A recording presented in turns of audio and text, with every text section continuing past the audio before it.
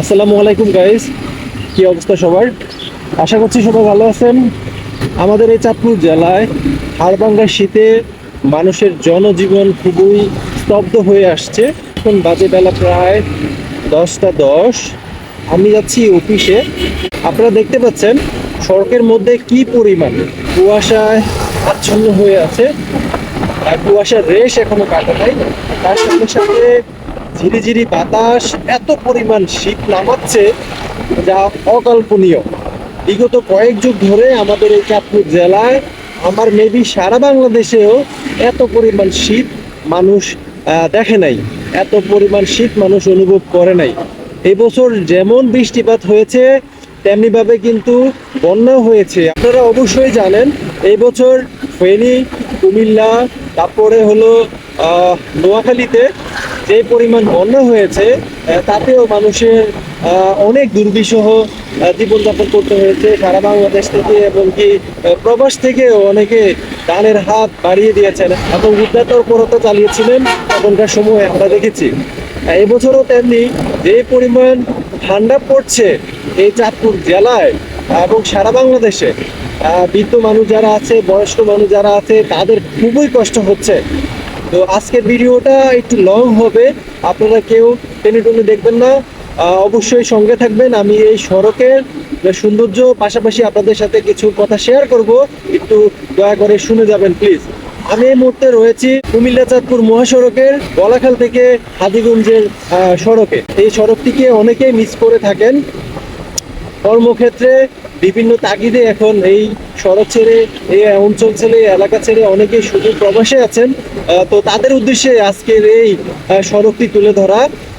এই সড়কের চারপাশ দেখতে পাচ্ছেন কিছুই দেখা যাচ্ছে না। আজকে কিন্তু সূর্যের দেখা পাওয়া যাবে কিনা তাও বলা যাচ্ছে না। কালকেও হালকা একটু দেখা গিয়েছিল, তাও দুপুরবেলার দিকে, এবং শেষ আসরের পরে কিন্তু প্রচন্ড আবার কুয়াশা পড়া শুরু হয়েছে, শীত পড়া শুরু হয়েছে। সারা রাত ভোর কিন্তু মৃদু মৃদু বাতাস বইছে। এই বাতাসে কিন্তু শীত নেমে আনছে।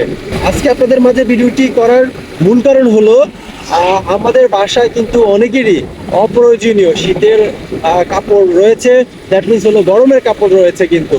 তো আমরা যারা এগুলা ব্যবহার করি না, তারা কিন্তু এই যে পথচারী মানুষ আছে যারা খোলা আকাশের নিচে বসবাস করে, তাদেরকে আমরা দিলে তারা হয়তো এই সময়টা খুবই উপকৃত হবে।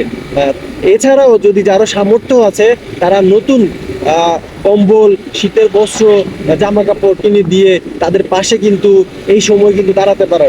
এখনই কিন্তু একদম উত্তম সময়। সারা বাংলাদেশের মধ্যে যেই পরিমাণ শীত পড়েছে, এখনই কিন্তু আমাদের এই অসহায় মানুষের পাশে দাঁড়ানোর কিন্তু একটাই সুবর্ণ সুযোগ।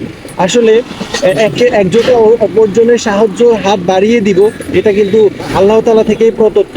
আল্লাহ আগে একটা মানুষকে সাহায্য করার জন্য প্রথমত তাকে সামর্থ্য থাকতে হবে, দ্বিতীয়ত তাকে সাহায্য করার জন্য আল্লাহ কবুল করতে হবে। দেন সে আরেকজনকে সাহায্য করতে পারবে, তাকে সাহায্যের হাত বাড়িয়ে দিতে পারবে। তাই সময় থাকতে মনকে ওইভাবে তৈরি করুন, নিজে যা আছে তা দিয়ে কাউকে না কাউকে সাহায্য করব, সহযোগিতা করব, যে কোনো সময় মানুষের পাশে দাঁড়াবো।